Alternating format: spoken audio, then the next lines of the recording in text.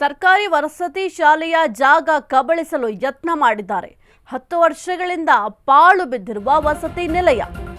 ಸರ್ಕಾರಿ ವಸತಿ ಶಾಲೆಯ ಜಾಗವನ್ನ ಕಬಳಿಸೋಕೆ ಪ್ಲಾನ್ ಮಾಡ್ಕೊಂಡಿದ್ದಾರೆ. 10 ವರ್ಷಗಳಿಂದ ಪಾಳು ಬಿದ್ದಿರುವ ವಸತಿ ನಿಲಯ ಹಾವೇರಿ ಜಿಲ್ಲೆಯ ಶಿಗ್ಗಾವಿ ತಾಲೂಕಿನ ತಡಸಾ ಗ್ರಾಮದಲ್ಲಿರೋ ಅಂಬೇಡ್ಕರ್ ವಸತಿ ನಿಲಯ. ಲಕ್ಷಾಂತರ ರೂಪಾಯಿ ಬೆಲೆ ಬಾಳುವ ಜಾಗವನ್ನ ಕಬಳಿಕೆಗೆ ಯತ್ನವನ್ನ ಮಾಡಿದ್ದಾರೆ. ಎಸ್ಸಿ ಎಸ್ಟಿ ಸಮುದಾಯಕ್ಕೆ ಮೀಸಲಿದ್ದ ಜಾಗ ಇದು. ಈ ಒಂದು ಜಾಗವನ್ನ ಕಬಳಿಸಲಿಕ್ಕೆ ಯತ್ನ ಮಾಡಿದ್ದಾರೆ. ವಸತಿ ನಿಲಯದ ಜಾಗದಲ್ಲಿ ಶೌಚಾಲಯ ನಿರ್ಮಾಣ, ಉರ್ದು ಪ್ರೌಢಶಾಲೆ ಶೌಚಾಲಯ ನಿರ್ಮಾಣ ಆರೋಪ ಸದ್ಯಕ್ಕೆ ಕೇಳಿ ಬರ್ತಾ ಇದೆ. ಕೈ ಶಾಸಕ ಯಾಸಿರ್ ಅಧಿಕಾರಿಗಳು ಗಮನ ಹರಿಸಿ ಏನಾಗ್ತಾ ಇದೆ ಅಂತ ನೋಡ್ಬೇಕಾಗುತ್ತೆ. ಶಾಸಕರು ಈ ಒಂದು ಭಾಗದಲ್ಲಿ ಎಷ್ಟೆಲ್ಲ ಸಮಸ್ಯೆ ಆಗ್ತಾ ಇದೆ ಅಂತ, ಯಾವ ರೀತಿ ಪಾಳು ಬಿದ್ದಿದೆ ಅಂತ ನೋಡ್ಬೇಕಾಗುತ್ತೆ.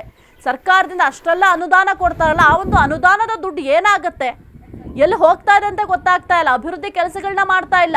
ಈಗ ಪಾಳು ಬಿದ್ದಿದೆ ಅಂತ ಅಂದ್ರೆ ಸರ್ಕಾರಿ ವಸತಿ ಶಾಲೆಯ ಜಾಗ ಅದು, ಅಲ್ಲಿ ಒಂದು ವಸತಿ ಶಾಲೆನ ನಿರ್ಮಾಣ ಮಾಡಿ ಅಥವಾ ಸರ್ಕಾರಕ್ಕೆ ಸಂಬಂಧಪಟ್ಟಂತ ಯಾವುದಾದ್ರೂ ಒಂದು ಕಟ್ಟಡವನ್ನ ನಿರ್ಮಾಣ ಮಾಡಬಹುದು. ಅದನ್ನ ಬಿಟ್ಬಿಟ್ಟು ಅಲ್ಲಿ ಶೌಚಾಲಯ ನಿರ್ಮಾಣ ಮಾಡ್ತಾರೆ ಅಂತ ಅಂದ್ರೆ ಏನು ಮಾಡ್ತಾ ಇದ್ದಾರೆ ಸರ್ಕಾರಿ ಅಧಿಕಾರಿಗಳು ಇಲ್ಲಿ?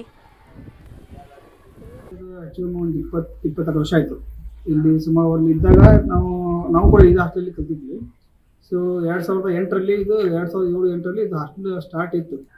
ಸೊ ಅದು 2008 ಮುಗಿದ ಮೇಲೆ ಮತ್ತೆ ಒಂದು 2 ವರ್ಷ ಸ್ಟಾರ್ಟ್ ಇತ್ತು. ಅದಾದಮೇಲೆ ಈ ಹಾಸ್ಟೆಲ್ ಪೂರ ಪಾಳು ಬಿದ್ದುಬಿಟ್ಟಿದೆ. ಈ ಪಾಳು ಬಿದ್ದ ಮೇಲೆ ಈ ಹಾಸ್ಟೆಲಲ್ಲಿ ಏನಾಗಿದೆ ಅಂತಂದರೆ, ಇಲ್ಲಿನ ಯುವಕರು, ಈ ಗ್ರಾಮದ ಯುವಕರು ಅನೈತಿಕ ಚಟುವಟಿಕೆಗಳು ಮಾಡ್ತಿದ್ದಾರೆ. ಸಾಯಂಕಾಲ ಆದರೆ ಗಾಂಜಾ, ಆಮೇಲೆ ಡ್ರಿಂಕ್ಸ್ ಮಾಡೋದು, ಆಮೇಲೆ ಇನ್ನೂ ಏನು ಹೇಳೋಕ್ಕಾಗಲ್ಲ ಅಷ್ಟು ಅನೈತಿಕ ಚಟುವಟಿಕೆ ಈ ಒಂದು ಹಾಸ್ಟೆಲ್ ನಡೀತಾ ಇದೆ. ಅದ್ರ ಜೊತೆ ಇನ್ನೊಂದು ಏನು ಮುಖ್ಯವಾದ ವಿಷಯ ಅಂತಂದರೆ, ಕುರಿತು ಹೆಚ್ಚಿನ ಮಾಹಿತಿ ನೀಡ್ತಾರೆ ನಮ್ಮ ಪ್ರತಿನಿಧಿ ಹಿರಣ್ಣ. ಸರ್ಕಾರಿ ಜಾಗ ಅಂತಂದ್ರೆ ಅಧಿಕಾರಿಗಳು ಅದರ ಕಡೆ ಗಮನ ಹರಿಸಬೇಕಾಗತ್ತೆ. 10 ವರ್ಷಗಳಿಂದ ಒಂದು ವಸತಿ ನಿಲಯ ಪಾಳು ಬಿದ್ದಿದೆ, ಆದ್ರೂ ಕೂಡ ಅಧಿಕಾರಿಗಳು ಯಾಕಿಷ್ಟು ಕೇರ್ಲೆಸ್ ಮಾಡ್ತಾ ಇದ್ದಾರೆ? ಅಲ್ಲಿ ಅನೈತಿಕ ಚಟುವಟಿಕೆಗಳು ನಡೀತಾ ಇದೆ ಅಂತಂದ್ರೆ ಅದಕ್ಕೆ ಬ್ರೇಕ್ ಹಾಕೋ ಕೆಲಸ ಮಾಡಬೇಕು. ಜನಪ್ರತಿನಿಧಿಗಳು ಓಟ್ ಕೇಳುವಾಗ ಮನೆ ಬಾಗ್ಲಿಗೆ ಬಂದು ಓಟ್ ಕೇಳ್ತಾರೆ, ಆದ್ರೆ ವಸತಿ ಶಾಲೆ ಅಥವಾ ವಸತಿ ನಿಲಯ ಹಾಳಾಗಿದೆ ಅಂತಂದ್ರೆ ಯಾಕೆ ಗಮನ ಹರಿಸ್ತಾ ಇಲ್ಲ? ಸಾಹಿತ್ಯ ಏನು ಅಂತಂದ್ರೆ, ಎಷ್ಟೋ ವಿದ್ಯಾರ್ಥಿಗಳಿಗೆ ಅಂದ್ರೆ ಗ್ರಾಮೀಣ ಪ್ರದೇಶದಂತ ವಿದ್ಯಾರ್ಥಿಗಳಿಗೆ ಅವರ ಒಂದು ಇರುವ ಸ್ಥಳದಲ್ಲಿ ವಸತಿ ನಿಲಯ ಇರುವುದಿಲ್ಲ. ಬೇರೆ ಒಂದು ಸ್ಥಳದಲ್ಲಿ ಎಷ್ಟೇ ದೂರ ಇದ್ದರೂ ಕೂಡ ನಾವು ಹಾಸ್ಟೆಲ್ ವ್ಯವಸ್ಥೆ ಇದ್ದುಕೊಂಡು ಚೆನ್ನಾಗಿ ಓದ್ಬೇಕಂತ ಬೇರೆ ಒಂದು ಸ್ಥಳಕ್ಕೆ ಹೋಗಿ ವಸತಿ ನಿಲಯದಲ್ಲಿ ವಾಸ ಮಾಡ್ತಾರೆ. ಆದ್ರೆ ಇಲ್ಲಿ ಏನು ತಡಸ ಗ್ರಾಮದಲ್ಲಿ ವಸತಿ ನಿಲಯ ಇದ್ದೂ ಇಲ್ಲದಂತಾಗಿದೆ. ಯಾಕಂದ್ರೆ ಅದರ ಸರಿಯಾದ ನಿರ್ವಹಣೆ ಇಲ್ಲ. ಅಧಿಕಾರಿಗಳು ಅದಕ್ಕೆ ಏನ್ ಬೇಕು, ಯಾವುದೇ ರೀತಿಯಂತ ಕೊರತೆ ಆಗ್ಲಿ, ಬೇರೆ ಬೇರೆ ರೀತಿಯಂತ ವ್ಯವಸ್ಥೆಯನ್ನು ಮಾಡ್ತಲ್ಲ. ಹಾಗಾಗಿ ಸುಮಾರು 10 ವರ್ಷದಿಂದ ಈ ವಸತಿ ನಿಲಯ ಪಾಳು ಬಿದ್ದಿದೆ. ಇದನ್ನ ಸರಿ ಮಾಡಿ ಮತ್ತೆ ಅಲ್ಲಿ ಹಾಸ್ಟೆಲ್ ವಸತಿ ನಿಲಯ ಓಪನ್ ಮಾಡ್ಬೇಕು ಅನ್ನೋ ಒಂದು ಯೋಚನೆಯೂ ಕೂಡ ಅಲ್ಲಿನ ಅಧಿಕಾರಿಗಳಿಗಿಲ್ಲ. ಹಾಗಾಗಿ ಅದು ಒಂದು ಅನೈತಿಕ ಚಟುವಟಿಕೆ ತಾಣವಾಗಿ ನಿರ್ಮಾಣವಾಗಿದೆ.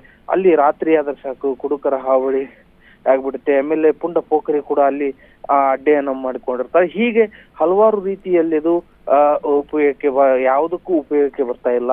ಇದರಿಂದ ಅಲ್ಲಿನ ಸ್ಥಳೀಯ ವಿದ್ಯಾರ್ಥಿಗಳಿಗೂ ಕೂಡ, ಸುತ್ತಮುತ್ತಲ ಹಳ್ಳಿ ವಿದ್ಯಾರ್ಥಿಗಳಿಗೂ ಕೂಡ ಸಾಕಷ್ಟು ಅಂದ್ರೆ ತಮ್ಮೂರಲ್ಲಿ ಹಾಸ್ಟೆಲ್ ಇದ್ದರೂ ಕೂಡ ಬೇರೆ ಕಡೆ ಹೋಗಿ ಹಾಸ್ಟೆಲ್ ಅಲ್ಲಿ ಉಳ್ಕೊಳ್ಳುವಂತ ಪರಿಸ್ಥಿತಿ ಇವತ್ತು ನಿರ್ಮಾಣ ಆಗಿದೆ. ಆದ್ರೆ ಅಧಿಕಾರಿಗಳು ಇಷ್ಟೊಂದು ನಿರ್ಲಕ್ಷ್ಯ ವಹಿಸಿದ್ದರಿಂದ ಅಲ್ಲಿನ ಸ್ಥಳೀಯ ವಿದ್ಯಾರ್ಥಿಗಳಿಗೂ ಕೂಡ ಬಹಳಷ್ಟು ತೊಂದರೆ ಉಂಟಾಗಿದೆ.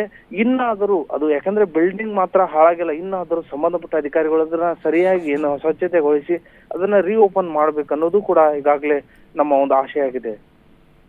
ಓಕೆ, ಥ್ಯಾಂಕ್ ಯು ಈರಣ್ಣ ನಿಮ್ಮೆಲ್ಲ ಮಾಹಿತಿಗಾಗಿ.